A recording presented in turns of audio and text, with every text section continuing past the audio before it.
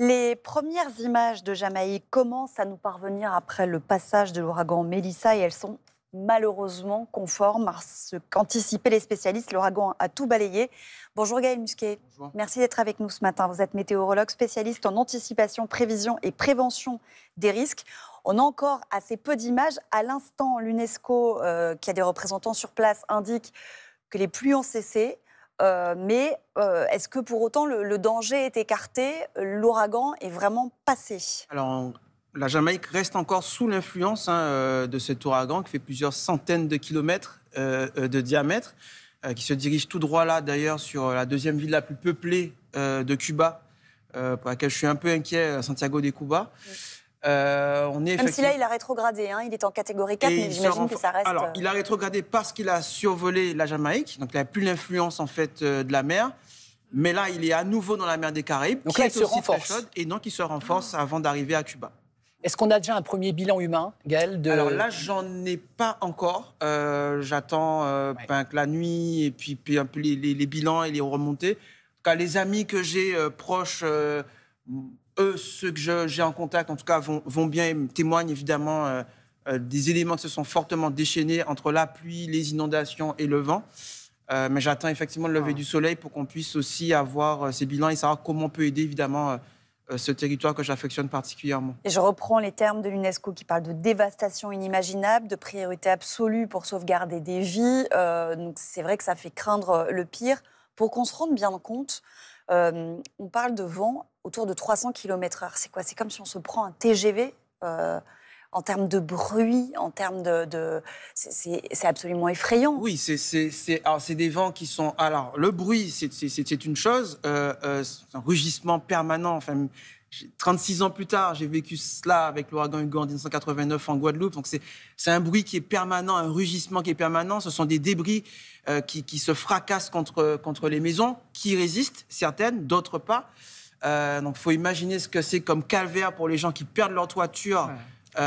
Et qui sont exposés comme ça aux éléments. En plus, il a traversé, Gaël, très lentement sur la Jamaïque. Tout à fait, c'est anormalement lentement. Exactement, c'est une des particularités de Mélissa, c'est qu'on avait l'habitude d'avoir des ouragans stationnaires de niveau 3, mais là, sur la catégorie 5, c'est vrai que c'est absolument effroyable d'avoir une si faible vitesse sur un ouragan de ce type-là, avec des vents aussi violents. Une des vitesses maximales mesurées, 405, on a battu les records mondiaux là. 405 km/h à 200 mètres d'altitude. C'est une sonde qui a été larguée depuis un avion qui a mesuré ces vitesses de vent record. On n'avait pas vu ça depuis pratiquement 2015 avec Wendy, qui était un typhon. Donc, c'est dire à quel point on est sur des vitesses de vent et des éléments absolument records avec Mélissa. Et alors vous le disiez, à la fois, il avance très lentement, mais il s'est formé et renforcé extrêmement rapidement, en quelques heures à peine. Et avec cette eau, c'est la chaleur de l'eau qui a servi d'accélérateur. C'est ça la particularité de Mélissa? Oui, les ouragans, ce sont des phénomènes naturels qui servent, à refroidir l'eau. Donc l'énergie qui est pompée dans l'océan, et la mer des Caraïbes à plus de 30 degrés, c'est qu'après le passage d'un ouragan comme celui-là, vous perdez 2, 4, 5 degrés.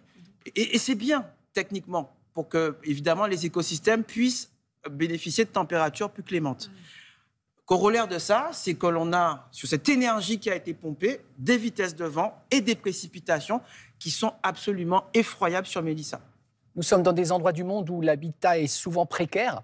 Il y a beaucoup d'endroits qui vont être détruits. Il faut penser reconstruction, ça va coûter beaucoup d'argent. Et est-ce que malheureusement, ça ne va pas se reproduire de plus en plus avec le réchauffement climatique? Alors, se reproduire plus en plus, pas forcément. On parle de fréquence des ouragans, pas forcément. En revanche, sur leur puissance, là, on estime sur les logiques attributaires que le réchauffement climatique a contribué à hauteur de 10% sur la probabilité d'occurrence de Mélissa et sur la puissance des vents, puissance des éléments, la quantité d'eau qui se précipite. Il ne va pas toujours être possible économiquement, socialement, de reconstruire. Donc parfois, il va falloir reconstruire et faire mieux de ce qu'on faisait auparavant, mais il va falloir parfois abandonner et aussi favoriser le reboisement, les mangroves, ce que fait la ville du Lamentin, par exemple en Martinique, favoriser ces habitats naturels qui étaient des barrières naturelles face aux tsunamis et aux ouragans, les barrières de coraux. Les coraux sont aussi des barrières mécaniques face à la houle.